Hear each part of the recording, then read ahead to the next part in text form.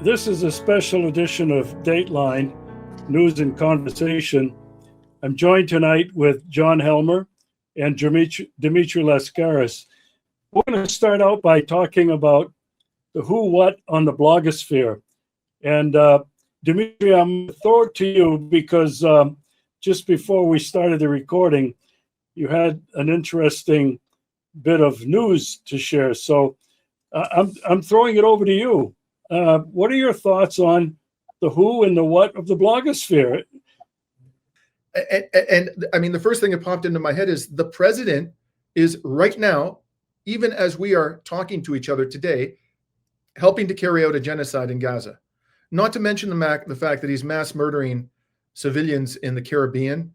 He's threatening to unleash a devastating war on the most ridiculous of pretexts against Venezuela, saying that it's about drugs, when in fact he just pardoned and released a real drug king, Juan Orlando Hernandez, from prison less than a year after he was convicted by a U.S. court of importing massive amounts of cocaine in the United States.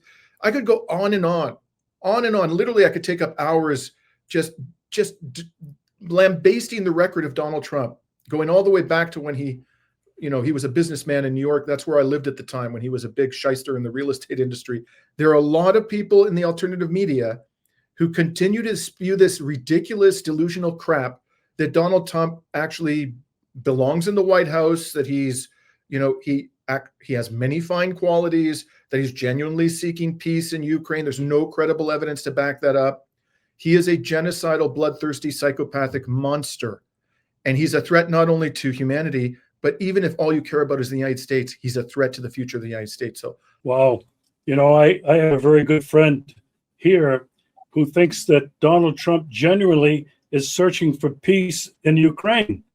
John, your reaction to what Dimitri just shared? Well, several reactions, because many other podcast individuals don't agree to debate, don't want to put their views up against an opposing or a conflicting or a contesting or a different view under the rules of debate, under the classic rules of debate. So if I could step back a bit, I'd like to raise this question, which you don't hear in the podcast universe. This is a new form of media publication. For many people, it's replacing reading. That puts a little strain on people like me who are used to writing for readers. But it's a new form of communication in the alternative media. So it ought to be subject to the same kind of analysis that many, many years ago, Noam Chomsky, and I believe his name was David Herman and Chomsky wrote a book called Manufacturing Consent. And it was an analysis of why the mainstream media at the time, during the Vietnam War, supported the war in the way they did. That was the main case study, but the underlying purpose and theory and target for Chomsky and Herman was to point out that the media are simply an organ or superstructure of a state run by fundamental economic political interests. In other words, mass media, mainstream media, information organs are part and parcel of the system of control in which we live. Now, why doesn't anyone notice about the way the blogosphere works? Why aren't the same forms of analysis applied to the podcasts? It's unmistakable, particularly with the Napolitano program, that there are individuals there who've all along used the platform that Napolitano has provided to advance their political and commercial ambitions. Many of them have wanted or said they wanted, including Napolitano himself, jobs in the Trump administration.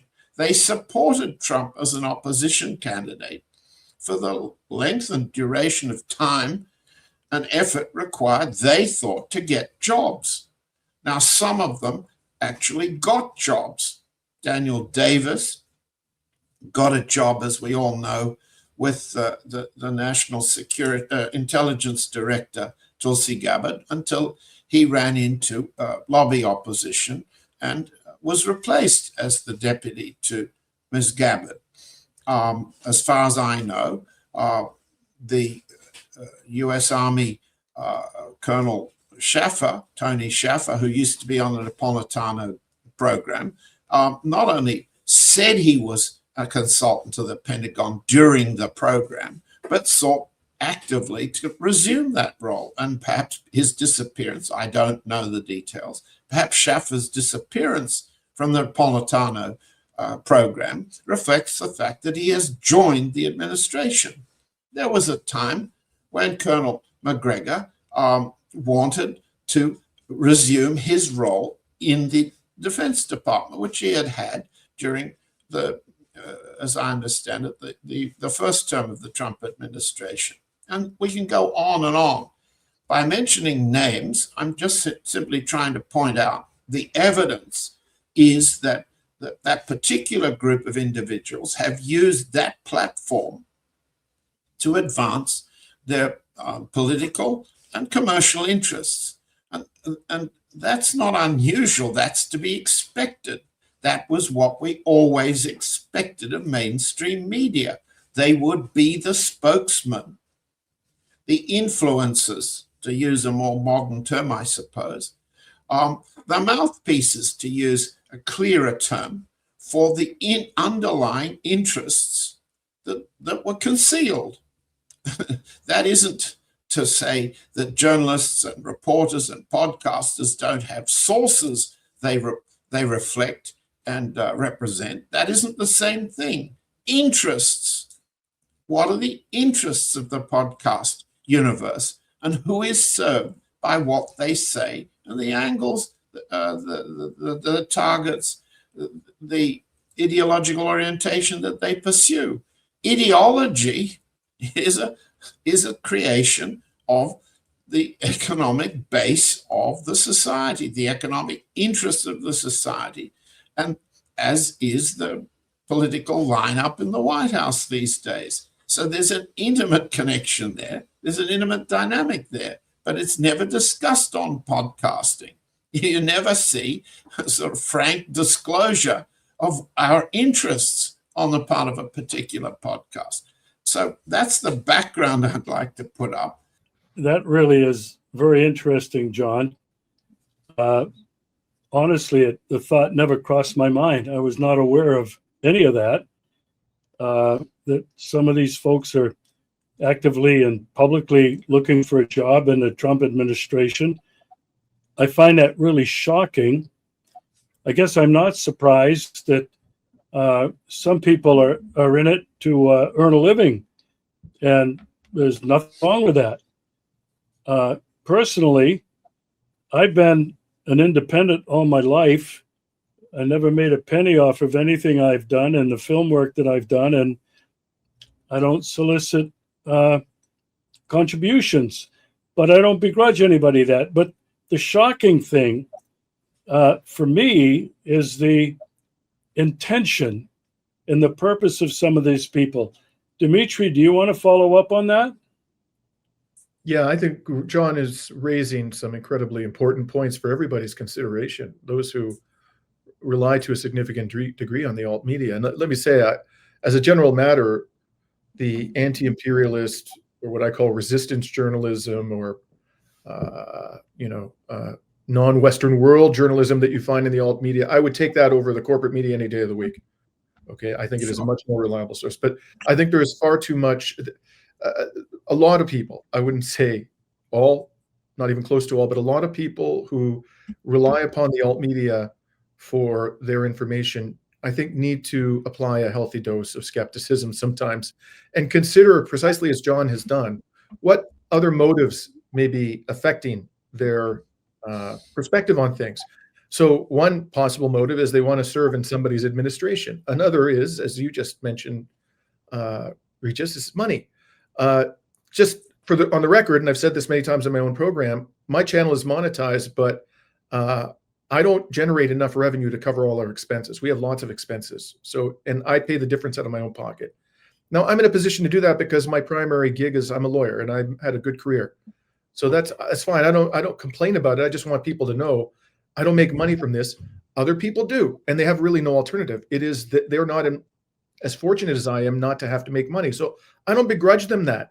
But nonetheless, even though it's not a basis in and of itself to criticize people in the alt media, one ought to take that into account when one assesses the veracity of what they're saying.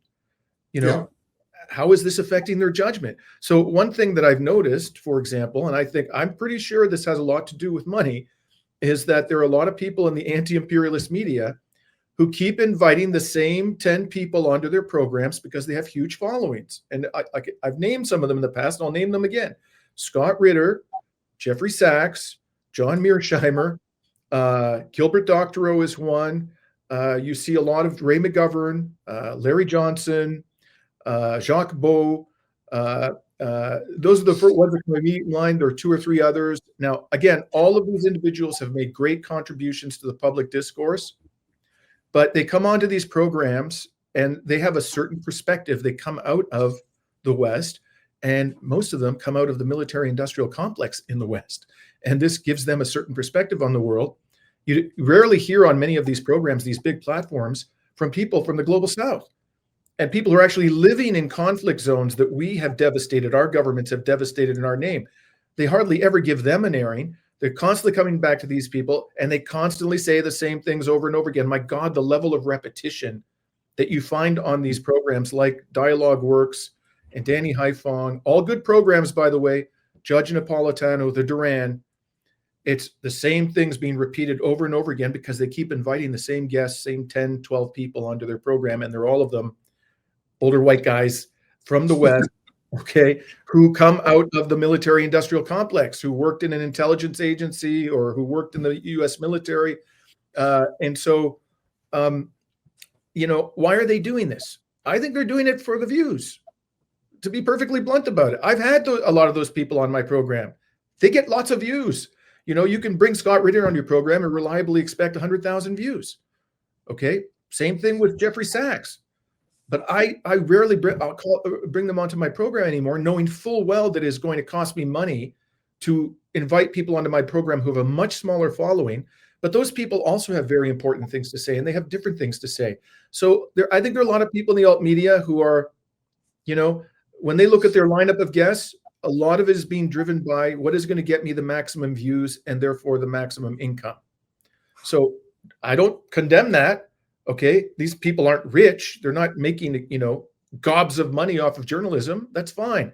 But we need to take this into account when we assess the reliability and the veracity and the completeness of their journalism. What is not being said that needs to be said? What perspectives are not being heard from that need to be heard from?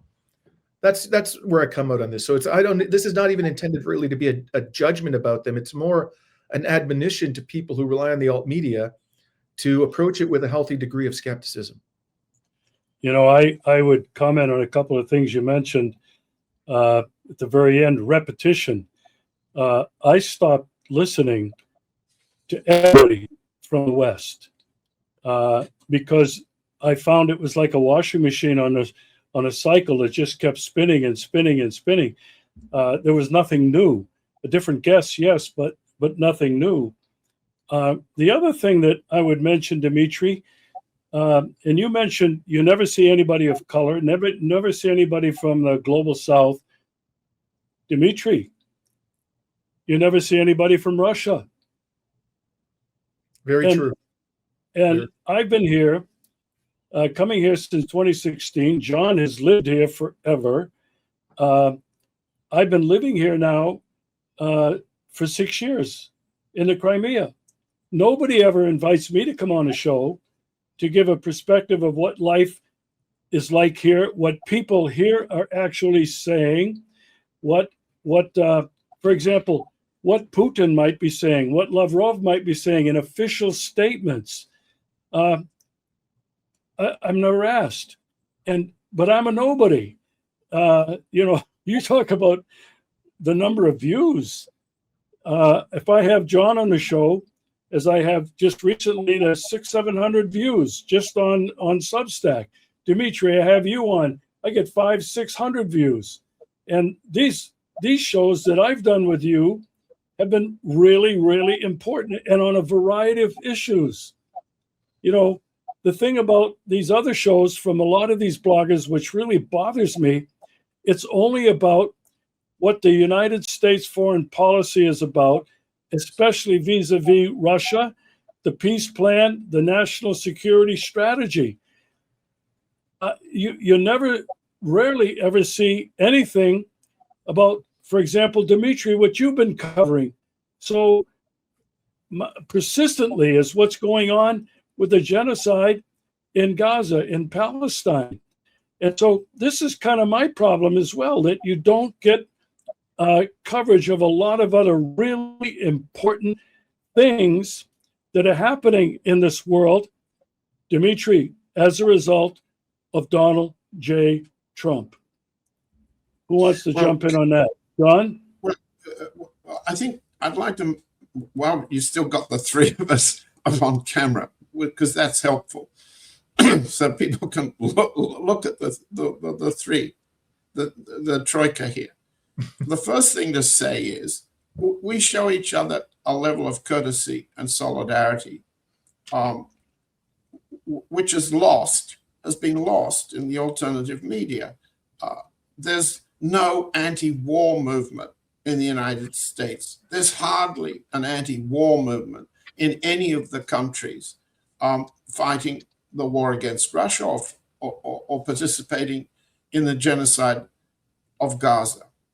If in the old days, when there were anti-war movements, when that was part of the policy of an opposition political party or what have you, when you had anti-war movement, you had a certain discipline of solidarity between people who might not have liked each other, who disagreed with each other on many things, but who showed solidarity, courtesy, and professional conviviality to some extent with each other, because there was a greater cause, and they would reduce the amount of infighting in order to advance the greater purpose.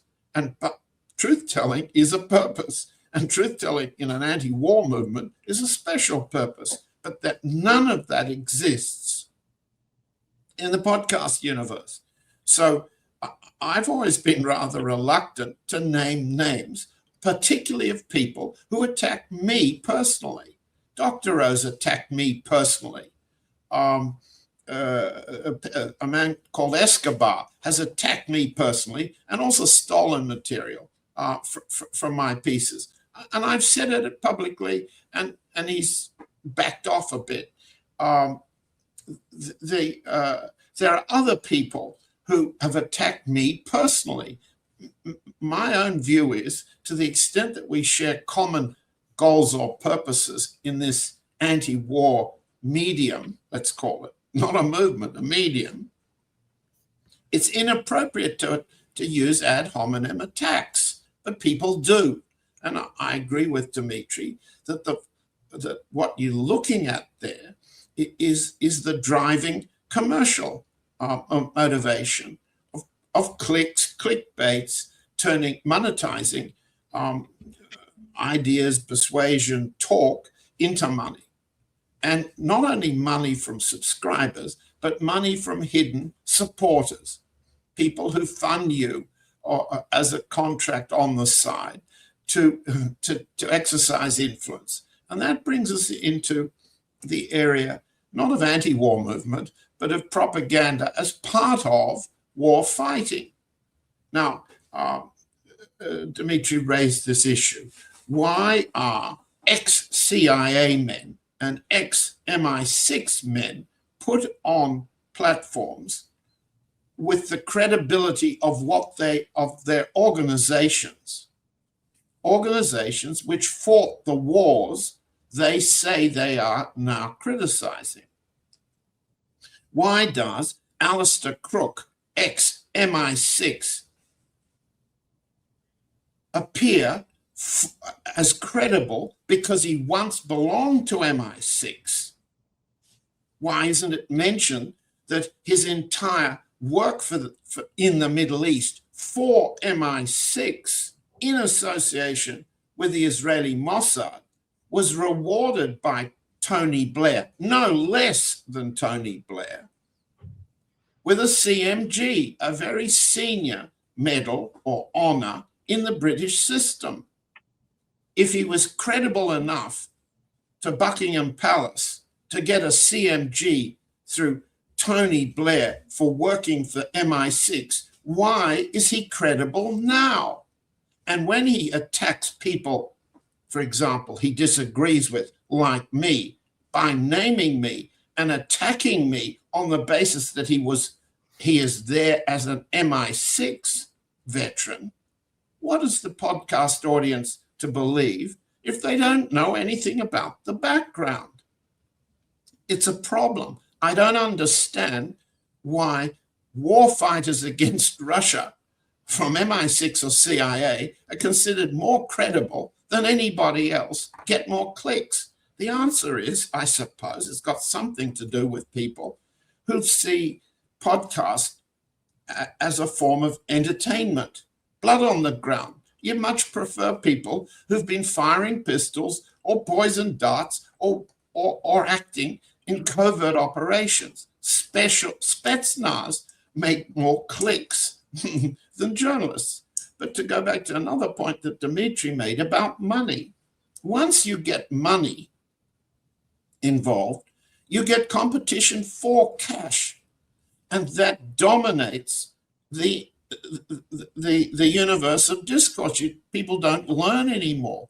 Seymour Hersh, for example, once a highly credible journalist, doesn't obey any longer the rules of credibility, doesn't allow the normal old-fashioned rules of truth-telling to influence what he writes. One of the reasons was that his story, which launched him on Substack, revived his career, so to speak, out of retirement, on how the Nord Stream 2 pipelines were blown up and who did it and how it was plotted.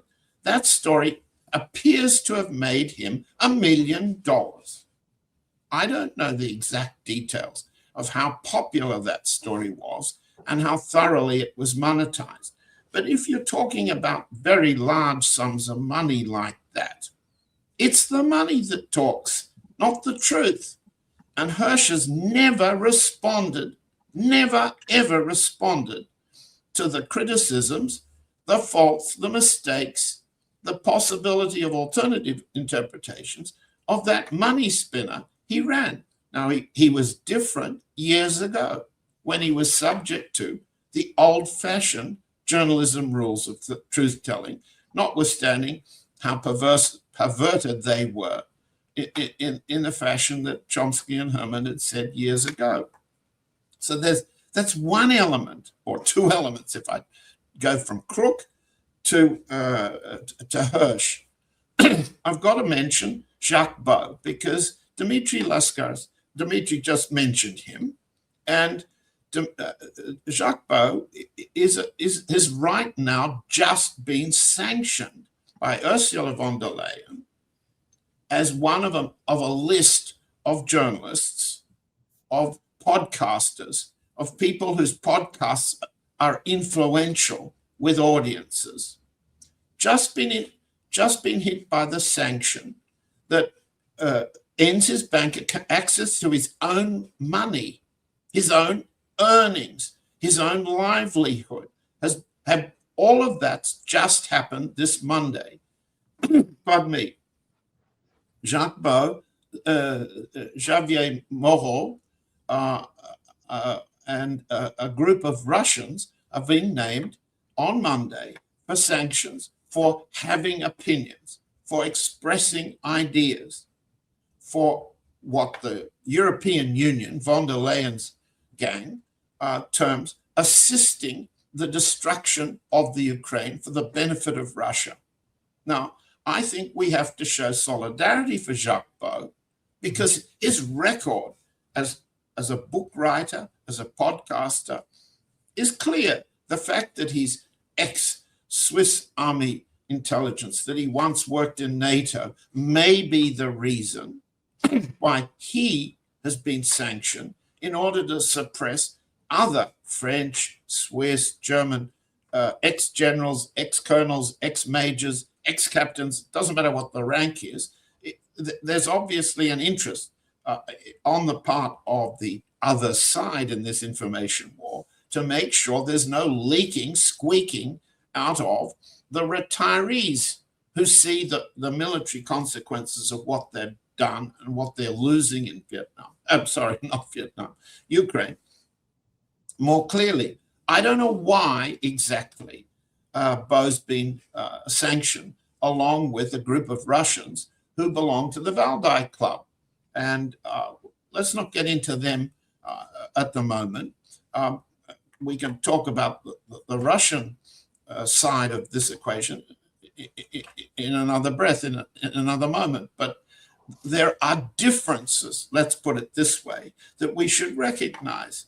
And if Beau is sanctioned, it's our duty, because it will be next, to say that this is part of an information war, and we can become casualties, just like journalists on the line can unfortunately step in mines or be targeted by drones. This is different, quite different from the way in which the monetization process works for people like Hirsch. Beau subjects himself to the truth test. You'd want to differ with his reading of the evidence on any matter.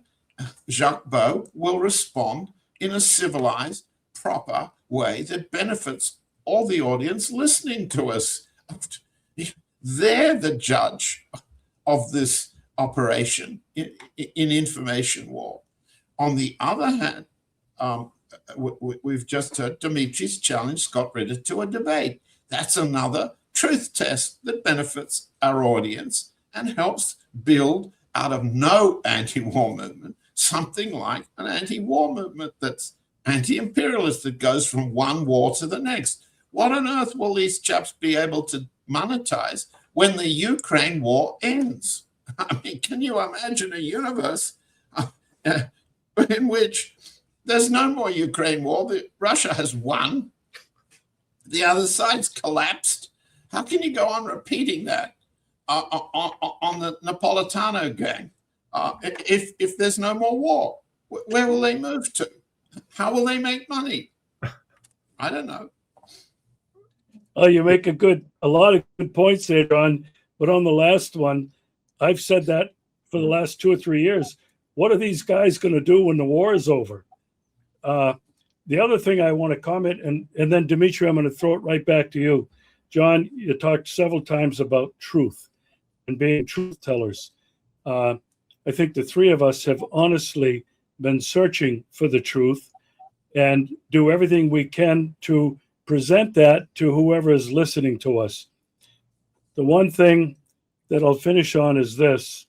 I think there are a lot of people out there who want to tell the truth, who share certain of these basic values and beliefs, but they're operating in smokestacks. The truth movement, the peace movement have been totally fractured because of ego, because of money streams, because of some other ideological differences. And if we don't come together around the basic issues of truth and peace and what is really going on in the world, we've lost the battle. Dimitri, go ahead. I hear, Regis. Very important to stress the the commitment to peace and how we're failing in that regard in the West. I want to reiterate or embrace what John had to say about solidarity with Jacques Beau. Again, I think Beau is one of these individuals who comes out of the Western intelligence community that gets a lot of airtime. And I think that the major platforms should be doing more to diversify the perspectives. But that doesn't mean that Jacques Beau hasn't made an important contribution. He's made many important contributions to the public discourse about the Ukraine war, about war and peace, about what is happening to Europe itself. And I think he's taken courageous positions. He's obviously being targeted because he's been willing to take those courageous positions, and he comes out of that community, the intelligence community. So I condemn in the strongest possible terms the EU sanctions on Jacques Beau or any other journalism who is running against the prevailing narrative.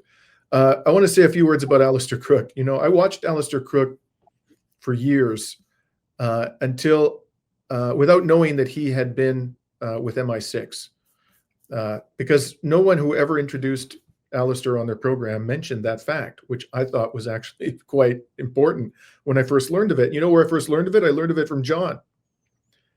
Within the last 6 months, John was commenting on Alistair Crooke's book background. I had no idea. I knew he was in diplomacy. That was something that was mentioned many times, that he had been a high-ranking diplomat for Britain in West Asia. That's how he was described over and over again. But other than John, I don't know anybody who's ever actually said publicly. There may well be others, but I don't know of anybody else who said publicly that Crooke used to be with MI6. I think the people who listen to him ought to know that, but it's never said. When it comes to people coming out of intelligence agencies, they do have a valuable perspective, and if they are truly, they've truly had a come to Jesus moment, and they realize that the work that they did for these organizations was disreputable and harmful and caused immense suffering. Great, wonderful. We can all change. Every one of us has the potential, at least, well, not necessarily everyone, but a lot of us have the potential to be redeemed for our sins. So I don't hold it against them. It's not something like an unremovable stain on their character that they once used, not necessarily that they worked in an intelligence agency, but it's still relevant.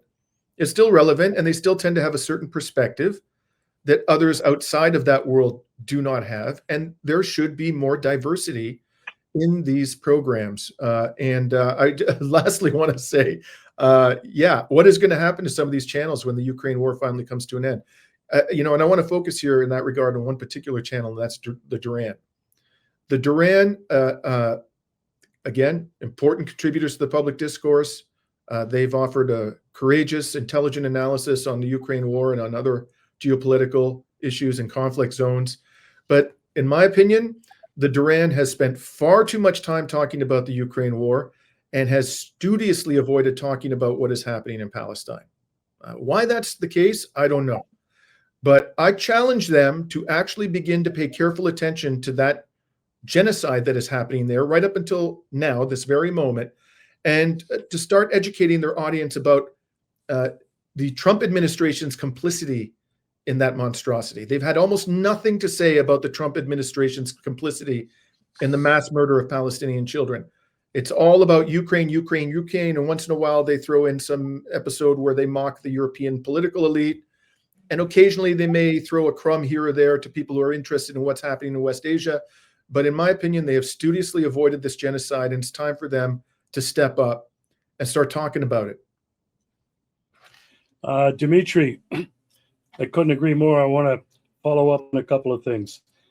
One of the things that I think almost anybody has today, is what to believe and who to believe. We all probably have seen recently video creations of AI using some of the people we're talking about and in video clips. And it's like, was that real? That didn't look real to me. So what to believe and who to believe is a serious question that people need to ask today in the alt media, because as John was saying, it's not like it was with old time journalism. You basically could tell or knew who people were or where they were from. The other thing I want to comment on is you talked about it is maybe some of these people are looking for forgiveness and redemption for past sins, whether they were part of MI6, the CIA, or whether they were part of the rape and pillage of the Soviet Union in the 1990s. Maybe they're seeking for redemption and forgiveness. I don't know. I tend to doubt it. The other thing that you mentioned, and I know all three of us agree, not many of these other programs are focusing on the Trump administration and what is going on, not only in Palestine, the genocide, Dimitri, as you keep pointing out, but what's going on in Venezuela, or what's going on with Trump again in Taiwan and threatening the Chinese. None of these guys are talking about the sanctions and the tariffs that Trump had been putting on almost every country in the world that doesn't agree with him. I mean, Dimitri, I agree with you. I don't see any redeeming qualities in Donald Trump. And yet, there still seem to be enough people, at least in the alt media, and some of the folks you've mentioned, that never point this out. Who wants to take it? Well, let me just step in there because you raised something very interesting, Regis, and that's the AI use of podcasters as a platform. I think I've seen 2 AI fakes. I can't be sure. I haven't seen it discussed, but one of them had John Mearsheimer making statements. I've forgotten exactly what he said, but Mearsheimer is a man who continually repeats what he says as a profound illustration of a theory of international relations he calls realism. And so it's very difficult for me to understand whether what I saw was an AI fake. I believe it was. I've also seen, it was about 7 minutes long. Haven't seen a statement from Mearsheimer to say whether he disclaims or accepts that he actually said all that stuff. Second, I've seen one that appeared to be a fake of Douglas McGregor endorsing various aspects of the US empire, which he appears not to agree with any longer. I don't know if that was an AI fake, but the fact of the matter is, exactly as you said, Regis, if a so-called influencer like Mearsheimer or McGregor becomes a target for the other side in the information war, then the other side may generate AI fakes to discredit their views. And so we go back and forth. What we haven't got here is exactly what Dimitri proposed, debate, a form of testing what the truth of the matter is, the evidence, the applicable standards, the law, if crimes have been involved. You don't have the capacity in this sort of world of podcast media that we once had in writing media. It's a different world. It's more entertaining. It's easier to digest if you can be doing something. You can be digging in the garden or cooking at home or catching a plane or doing many other things that you couldn't do while you had to read. Read was a sedentary occupation. You could commute, but you couldn't drive a car, and so on and so on and so on. There are many advantages I see of podcasting, but the big disadvantage is no test of truth. And the only way we can get at the truth is to debate it. Have Mearsheimer debate. He doesn't. He's up there. Same with Sachs. Same with others. If they don't debate, if Alexander Mercouris bans people, as he's banned me, for daring to debate on his program, then, and he won't himself debate the issues Dimitri raised, serious criticisms of Alexander Mercouris, how to settle it for the audience, have Dimitri Lascaris versus Alexander Mercouris in a debate. Debate rules. An audience walks away with a bit more truth than otherwise. That's the way to settle, to argue. And in fact, I think, I don't know, Dimitri, you can comment. I think the audience likes a debate. They don't just want to see blood on the floor on the Ukraine battlefield. They click a lot for that stuff. As you said, Regis, they keep repeating. The more blood you stick on the tag, the more clicks you get for the show, the more potential money, I suppose, that is earned from a broadcast. But debate is also, it's Punch and Judy. That's traditionally popular. It's fight night. It's all those things that the audience have deserved to see, because in this particular case, the cause is truth. So let's see if Alexander Mercouris wants to step up and debate without his Cypriot offsider helping him.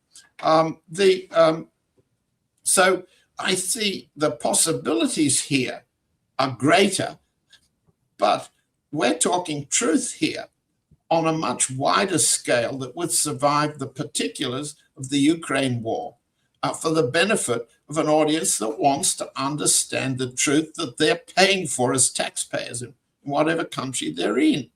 And the test of truth is whether Mearsheimer, whether Sachs, whether Mercouris, whether any of these people will dare to debate when they're criticized for not telling the truth or manipulating the truth for their personal, commercial, or other advantage.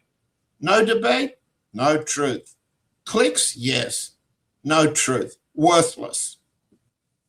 You know, I had no idea where this was going to go tonight, but I want to thank the two of you because what you both have done is really laid down the gauntlet to everybody that's out there in the alt media.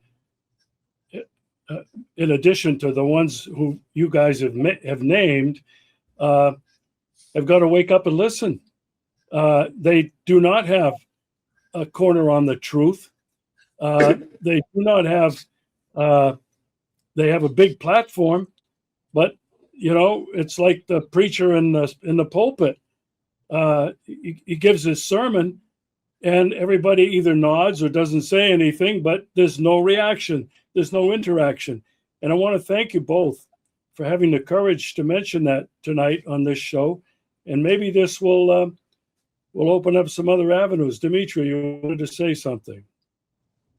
Yeah, I think you both of you would readily agree. We don't claim to have a monopoly on the truth either. I mean, you know, and I'm sure I've done things that I can be criticized for. For example, the other night, since you mentioned AI, I had seen a 30-minute or a 25-minute monologue by Paul Krugman on what he said was a looming economic crisis in Israel. It just showed up in my feed on YouTube. I didn't even know Krugman was doing YouTube videos. So I watched it, and it looked extremely authentic.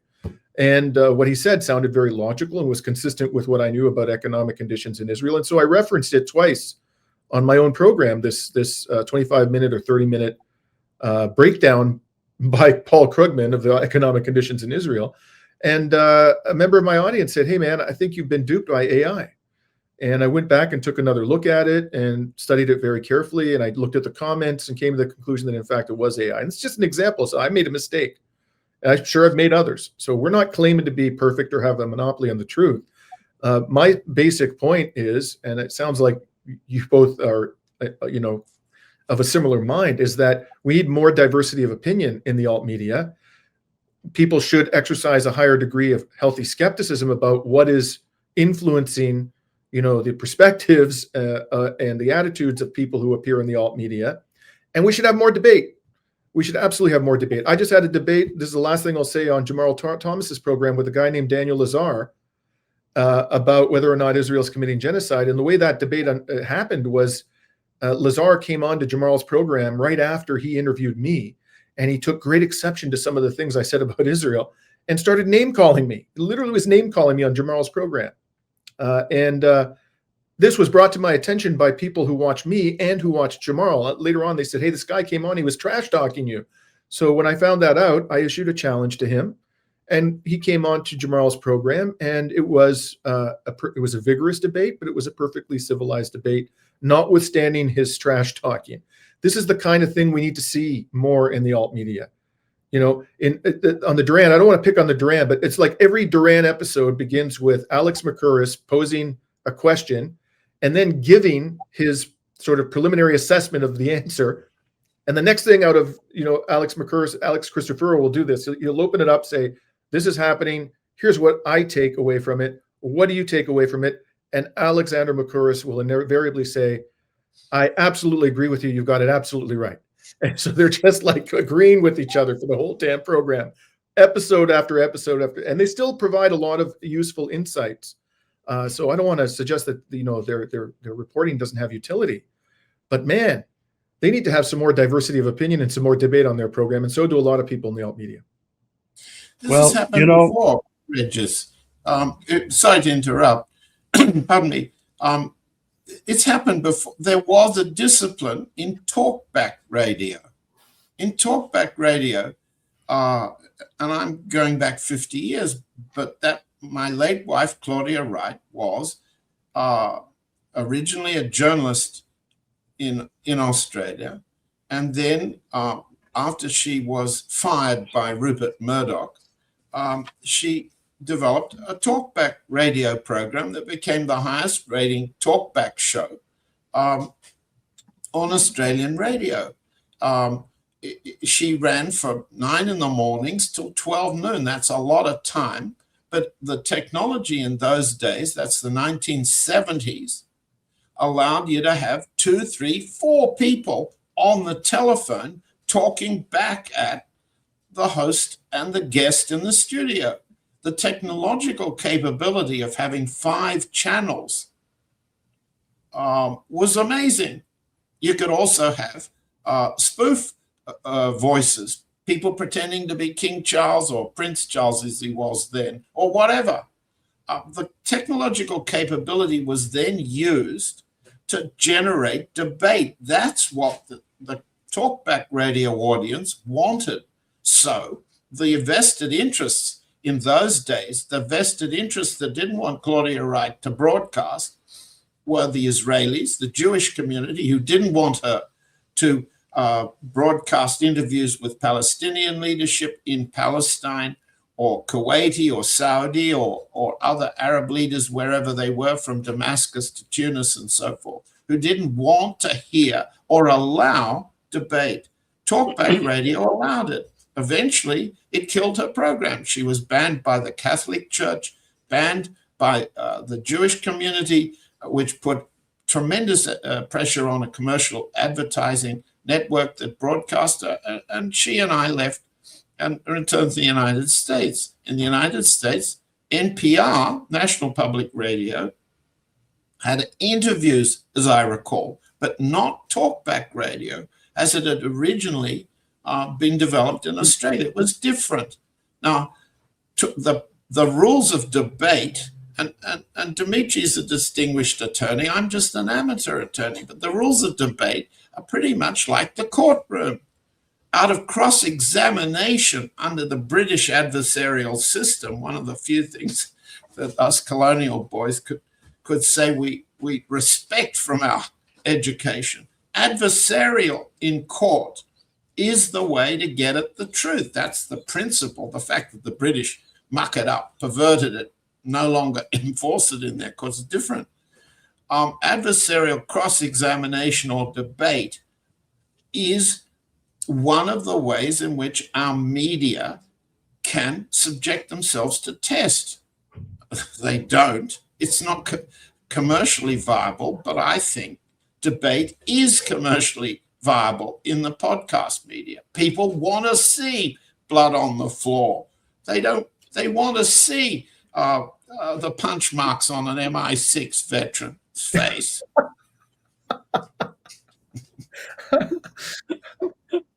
Well, Although they can. you can't have them, as you know, as I mentioned, you can't have vigorous but civilized debate. You don't have to get into Yes. childish displays of, you know, pettiness that you see sometimes on Piers Morgan and other these corporate. Or trash talking, or worse, Correct. expletives. The abuse of the English language to use swear words. Yeah, you don't want to see that. You know, you got me laughing here, both of you. I like that talkback radio concept, John, but you know, one of the things that I've avoided, because I think it takes a lot more work, is doing live streams. Because live streams allow people to comment, to chat, to agree with, or even to criticize. So maybe that's something that we should take advantage of going forward. But you both have made it very clear why I'm a non-entity out there in the alt media. I have insisted on diversity. I've insisted on variety in terms of the topics and in my guests. I've had some of these big guys on my show. Some of them are too busy now to bother with me. But nevertheless, I've had people from different parts of the world commenting on some of the very same things, but on other things of importance geopolitically, whether it be what's going on in the genocide, whether it's what's going on in Taiwan, whether it has anything to do with Donald Trump as a genocidal monster. So I guess thanks for pointing it out, guys. I got to maybe change my modus operandi and start imitating what some of these other guys are doing. Not really. Listen, I don't want to end this prematurely, but we're coming up on an hour. I have to thank you both for the honesty. I think we've hit on something very, very important. The two of you have hit on something very important. It's about truth. It's about who to believe, why, and how to believe. And it's about what to believe. And I really do think that what a lot of these people who claim to have millions and millions of views on Twitter, or X as it's now called, on Telegram or wherever it is, are not having serious discussions, are just publishing out there 2 and 3 minute short little videos, or maybe they're putting out comments that are deliberately inflammatory to get people upset and angry and arguing, and then clicking to go somewhere else. I don't see how you can get tens of millions of views when you're really helping an audience look for and find the truth. I don't know how you guys feel about that, but it's kind of the way I feel. I just have to question the dynamics behind what's going on in the blogosphere, what's going on X, what's going on Facebook, and other places. Anyway, listen. Red, you're underestimating yourself. You've got the bluest eyes on the podcast universe. Nobody's got bluer eyes than you do, and that's really unique. So don't badmouth yourself. That's a test of truth. And I love your hair, Regis. Yeah, by the way, these blue eyes are not contact lenses; they're real. But I obviously don't have the Frank Sinatra appeal. I can guarantee you that. I do want to say one thing about your work, Regis. I had the privilege of meeting Regis for the first time when I went to Crimea in 2024. I guess it was, or maybe it was 2023. No, Regis, it was 2023, and you took me around all over Crimea, and along with your wonderful partner, Tanya, and I learned so much. The people that I met, my understanding of the region, although still not nearly as sophisticated as your own, Regis, or as John's, I learned so much on that trip. And it amazes me that people don't come to you because, you're not only there on the ground, not only are you an astute observer of what's happening around you, but you're also, an American. You speak English fluently. So if they want to know what's going on in Crimea, you should be a go-to person. I don't understand why you would go to some political analyst who lives in Italy or who lives in Switzerland to find out about what's happening on the other side of the front line. Anyways, hopefully. Well, Dimitri, I appreciate that. And I think I've really enjoyed the three of us together. I'd like to continue on this and certainly other topics if you guys don't mind. I'd be happy to. Wonderful. Always a pleasure to speak to you and John. Me too. And I think we've all agreed that any audience members who come and visit Regis Tembray's podcast are not going to hear repetition for the sake of the clicks. This is important. Yeah. I don't think we're going to see any blood on the ground. It'll be somebody else's, not ours. But thank you for having me, Regis, and thanks, Dimitri, for coming on with us. Until next time, I'm looking forward. Me too. I want to wish you both happy holidays. We'll see you again early in the new year. Hope so. Same.